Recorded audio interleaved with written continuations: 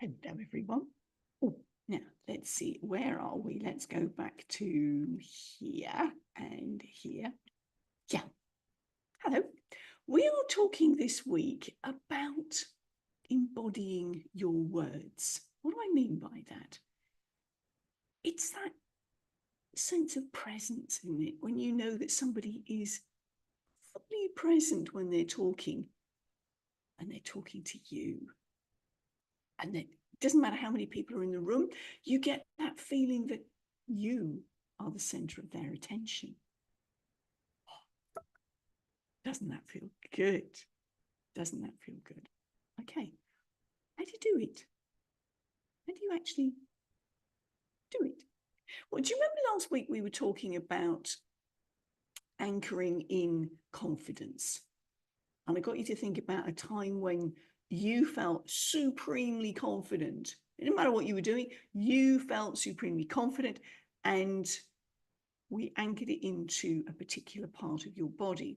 I shared with you the story of my very good friend who was about to do a TEDx last week, and is a French horn player, a professor of French horn in a previous life. And so for her, we anchored it into this part of her hand, because that's where she used to hold her horn, and she felt supremely confident when she was playing.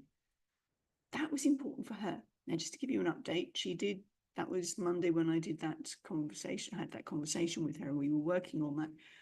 Thursday, she did her TEDx. When I spoke to her on Sunday, she was still on a high because it was such a brilliant performance that she did.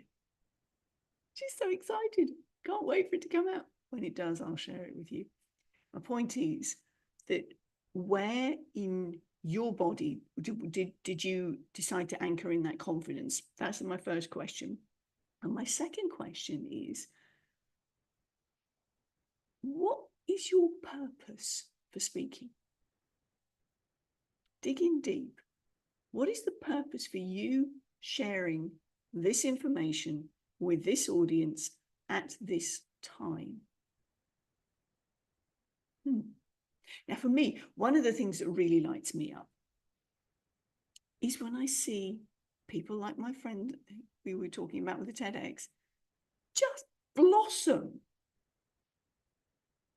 I was talking literally before I came on air with another of my very good friends, associates, clients, call her what you will, who's written a book. And she's just got a gig for a launch of a particular venue and been asked to read as part of the launch effect. And I was reminded of when we did the launch party for the first book I was in. And there were 6 of us ladies based in Perth. And I coached the other authors on how to read from stage. Because the last thing you want to do is Muppet style reading. That ages me. Okay, my point is, how do you bring your words alive? It's one of those soft skills, that presence element. It's one of those soft skills that it's hard to put your finger on. But oh boy, you know when it's not there, don't you? And you kind of wondering whether the person is fully present. The other thing that you might find is if somebody has learnt their script verbatim, they have gone through it word for word, they are mentally reciting a script. Now, this is where there can be a disconnect between your head and your heart. Because if you don't connect with your emotions, if you don't connect with that heart part of you, it sounds like you're reciting a recipe. And then it's a bit boring. That's why, you know what I mean? People switch off. You've got to grab people's attention. So how do you do it? How do you bring that energy, that presence when you embody your words? Well, I've given you a clue already. You dig into your purpose. What is the purpose for you sharing this information with this audience at this time. Now, for me right now, you can tell I get lit up. I get the goosies when I see people that I've worked with blossoming. People who were reluctant to speak from stage, or there's a bit of a disconnect between their message and their heart, and it shows up in their non-verbals. Because as I often say, if your internal scripts, what you're saying to yourself, doesn't match what comes out of your mouth, your non-verbals will give you away. So my question to you this week is, what are you telling yourself about your speaking? What's your purpose? Because if you're telling yourself, I'm nervous, I know we keep banging on about the nerves thing, but that's where most people get stuck. We're going from the nervous to the excited. We've talked about where in your body you can anchor that confidence, that excitement, that I've got this. And then for me here, for this lady there, for one of our other guys, it was here, wherever it is for you, you've got that confidence anchored in. Now you can use that confidence anchor, you can use that resource anchor, and I would suggest you go back into that sense of purpose. Where in your body are you feeling that purpose? Have you ever thought about that? Have you ever reflected on that? Because speaking is a whole body affair. You bring your whole self to it. You know, remember the old hokey pokey? You put your whole self in, your whole self out, in, out. In. No, you want it to be in. Yeah, you can shake it about. Okay, I'm playing. You know, my point is, you're bringing your whole body into this situation. You may be familiar with the stats on how much of your message is conveyed non-verbally. I'll talk about that another time. But it's roughly 50% visual, 30% vocal. Have I got that right? 40% vocal, 50% visual, 40% vocal, and 10% verbiage. So how are you showing your presence?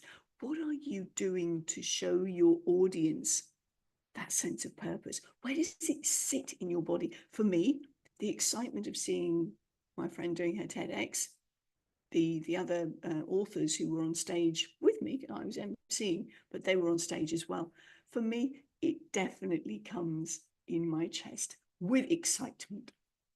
Just seeing other people blossoming, succeeding, that's what lights me up. And that's what I dig into. So I connect when I come onto even a live like this. When I come onto a live like this, I come onto a stage of any sort. Podcast, live stage, doing live YouTube vids, or any conversation that I have with somebody. My purpose is to see other people succeed, ignite in them the confidence that they can do it. And then when I see them do it, I'm proud with them. I'm not proud of them. It's not my job to do that. I've held space. I've shown the way. And if the individuals I work with, the groups I work with, if they take that on board, if they adapt it, they adopt it, and make it their own, that's what really lights me up. That's what gets me energized. So again, going back to you, what is it about your message? Where in your body are you feeling it?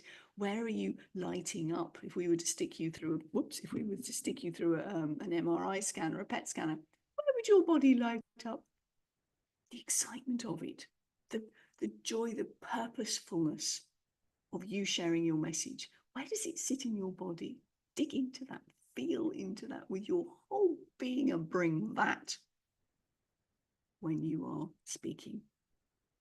Trust this has been helpful to you. Do you want to know more information? If you want to have a one-on-one with me, DM me. Let's get you embodying your words when you go on stage. Particularly if you are an author, you can go from page to stage. Just saying. Let's get you confident in sharing that message. For now, bye from me.